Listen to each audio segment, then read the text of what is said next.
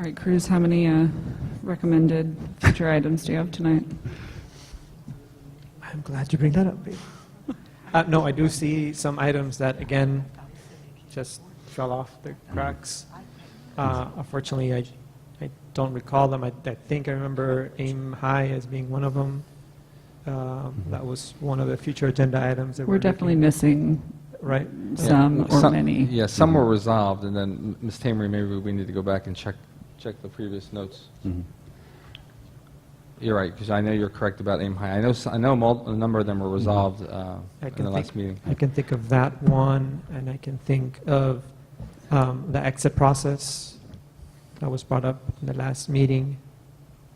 And those are the only ones. Can I ask what this Emory go-round, a conversation with board before taking it to city schools meeting is? But I think I brought that up. But I think we touched upon it on a previous item tonight.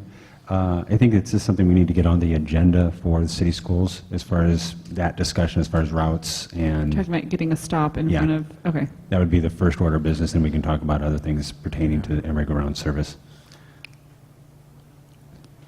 So I think you can move that to city schools. If you do that, then that comes off the list.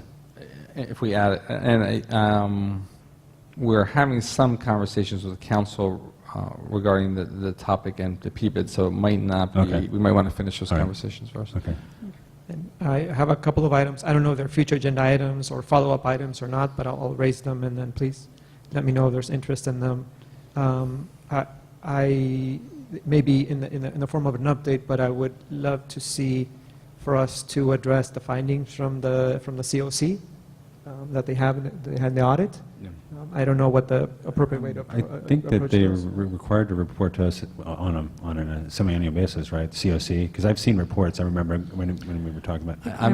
I'm confused on what the item, what's the request though? The COC had some findings and recommendations for the district. And then the corrective They're in your measures. reports. They're in your Yeah. reports tonight, Great. Yes. right? My question is, what's the best way to see those being carried out if we believe any or all of those should be carried out? They were in the report. I had the pleasure of reading them last time they were presented. Right, so are we going to act on their recommendations? Are we going to But- consider them? They had no findings. Yeah, they had no financial findings. on this last This report. one. So I thought that's for financial. Yeah. I saw And then plenty they of findings corrected there. it. Uh-huh. Yeah. 2014 and 15, they had a fine. A couple, yeah, on 2 years back.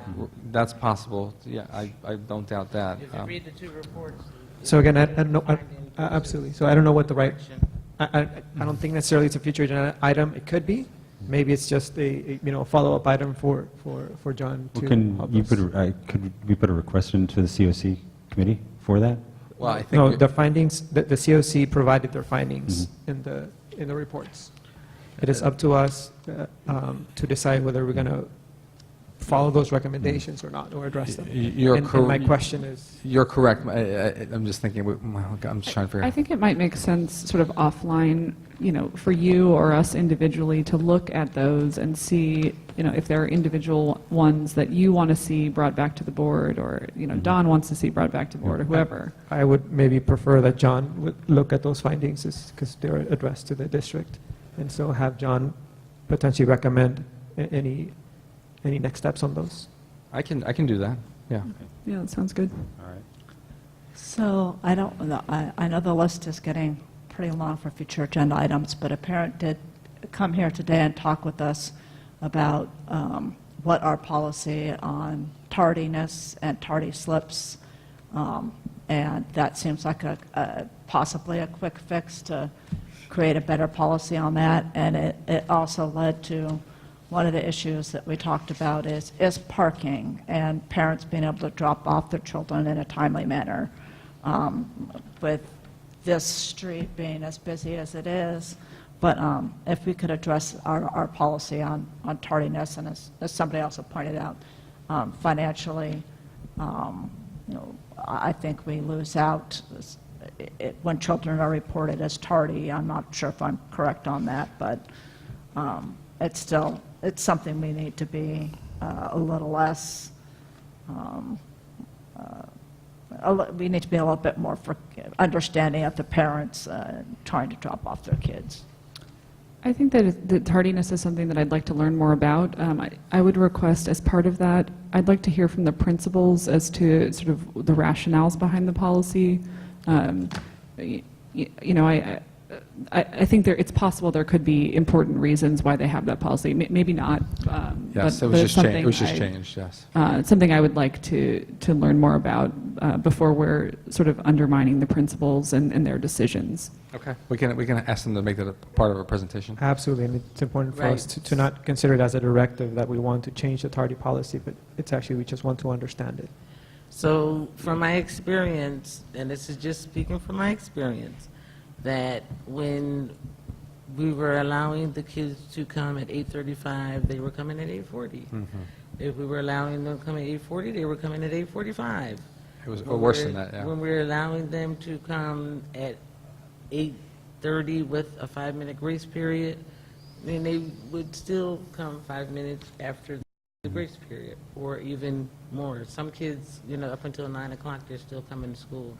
So I think in the process of them trying to solidify the situation as to the grace period, they're still using an additional grace period, and it's prolonging them from taking attendance and getting everything what they need in a timely manner. I agree, but I also think that this site in particular might have disadvantages if you're having a hard time. With the parking. I am a parent. It is a struggle to get your child to school on time, and if you are walking several blocks after you park or, drop off and pick up, 1 minute is nothing to walk up a block to try to get your child to school on time.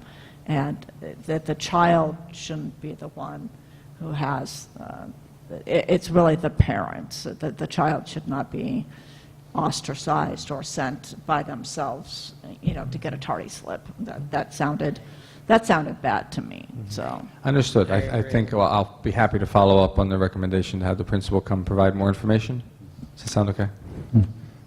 Speaking of the principal, I know Ms. Good did a great job orchestrating in a pretty timely fashion regarding our coastal tour for the seniors this year.